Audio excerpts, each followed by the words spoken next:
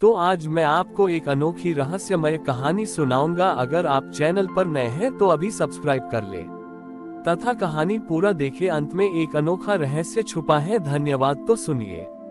बहुत समय पहले की बात है। हिमालय की तलहटी में एक छोटा सा गांव बसा था, जहां नीलकंठ नाम का एक मूर्तिकार रहता था। नीलकंठ शिव का अनन्य भक्त था, लेकिन उसकी एक विचित्र प्रतिज्ञा थी। उसने संकल्प लिया था कि वह अपने जीवन में भगवान शिव की एक ऐसी प्रतिमा बनाएगा जिसमें महादेव के नृत्य और मौन दोनों के दर्शन एक साथ हों। वह दिन रात पत्थर तराशता, लेकिन हर बार प्रतिमा पूरी होने से पहले ही टूट जाती। गांव वाले कहते कि पत्थर निर्जीव होते हैं, उनमें एक साथ दो विपरीत भाव कैसे आ सकते हैं। एक ठंडी रात जब नीलकंठ निराश होकर अपनी अधूरी मूर्ति के पास बैठा था, तो एक साधारण सा सन्यासी वहां आया। सन्यासी के हाथ में एक छोटा सा डमरू था और आंखों में गजब की चमक। उसने नीलकंठ से पूछा, वत्स, तुम पत्थर में शिव को खोज रहे हो या शिव में पत्थर को? नीलकंठ को ये प्रश्न समझ नहीं आया। उसने सन्यासी को अपनी व्यथा सुनाई कि कैसे उसकी हर मूर्ति खंडित हो जाती है।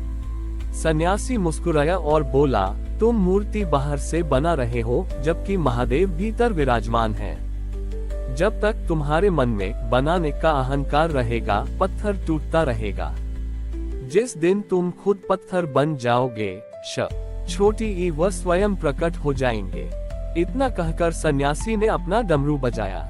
उस डमरू की ध्वनि में एक अजीब सा कंपन था। नीलकंठ ने महसूस किया कि उस ध्वनि से उसके आसपास की दीवारें और पत्थर भी थरथराने लगे हैं। अचानक उसे समझ आया कि शिव केवल शांति नहीं है, वे उस कंपन नाद में भी है जो सृष्टि को चलाता है। उसने अपनी छेनी उठाई, लेकिन इस बार वह पत्थर को काट नहीं रहा था, बल्कि उसे सहला रहा था। जैसे जैसे रात गहराती गई, नीलकंठ अपनी सुध बुध खो बैठा। उसे न भूख का एहसास था, न प्यास का। उसे लगा जैसे उसके हाथ शिव के हाथों की छाया मात्र बन गए हैं। भोर होते होते मूर्ति तैयार हो गई।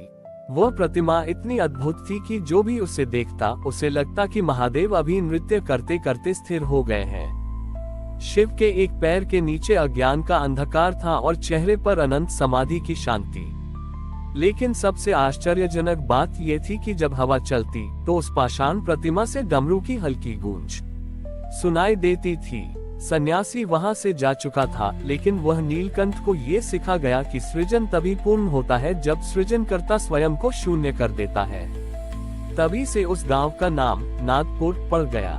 कहा जाता है कि आज भी जो व्यक्ति पूर्ण समर्पण के साथ उस स्थान पर जाता है, उसे अपने भीतर महादेव के तांडव का वेग और ध्यान की शांति एक साथ अनुभव होती है। भगवान शिव ने नीलकंठ की उस मौन तपस्या को स्वीकार कर यह सिद्ध किया कि सच्ची कला और सच्ची भक्ति में कोई भेद नहीं होता।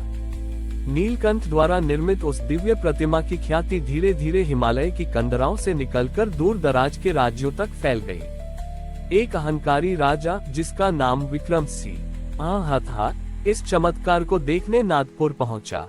राजा को कला से अधिक अपनी सत्ता का मोह था। उसने प्रतिमा को देखा और मंत्रमुग्ध होने के बजाय उसके मन में ईर्ष्या जाग उठी।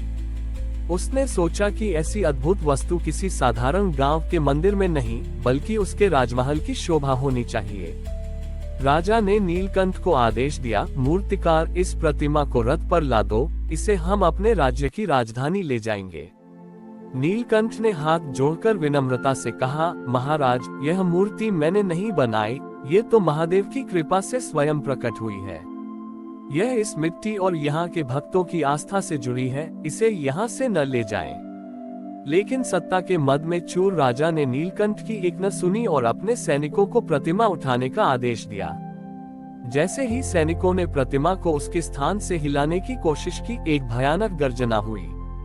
बिना किसी बादल के आसमान में बिजली कड़कने लगी। देखते ही देखते उस पाषाण प्रतिमा से निकलने वाली डमरू की हल्की ध्वनियां एक प्रलयनकारी नाद में बदल गई। राजा के सैनिक भय से कांपने लगे। पत्थर की वह मूर्ति इतनी भारी हो गई कि 100 हाथी भी उसे अपनी जगह से 1 इंच न हिला सके। राजा को लगा कि शायद मूर्तिकार ने कोई जादू किया है। उसने क्रोध में आकर अपनी तलवार निकाली और प्रतिमा के कंठ पर प्रहार करना चाहा। जैसे ही तलवार पत्थर से टकराए, उसमें से रक्त की एक बूंद नहीं बल्कि गंगा की एक शीतल धारा फूट पड़ी, जिसने राजा के हाथ से तलवार छीन ली और उसके अहंकार को धो डाला। उसी क्षण राजा की आंखों के सामने अंधेरा छा गया और उसे सुनाई दिया, शिव को बांधा नहीं जा सकता, केवल अनुभव किया जा सकता है। राजा का अहंकार चूर-चूर बड़े उरा हो गया। वह समझ गया कि ईश्वर किसी की निजी संपत्ति नहीं बल्कि ब्रह्मांड की चेतना है। राजा उसी समय नीलकंठ के चरणों में गिर पड़ा और क्षमा मांगी। उसने महल के सुख त्याग दिए और उसी मंदिर के बाहर एक साधारण सेवक बनकर रहने लगा।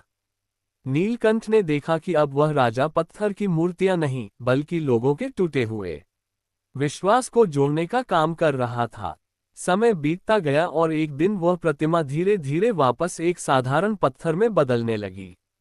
लोग घबराकर नीलकंठ के पास आए तो नीलकंठ ने मुस्कुराकर कहा, घबराओ मत, महादेव ने हमें जो सिखाना था वह सिखा दिया।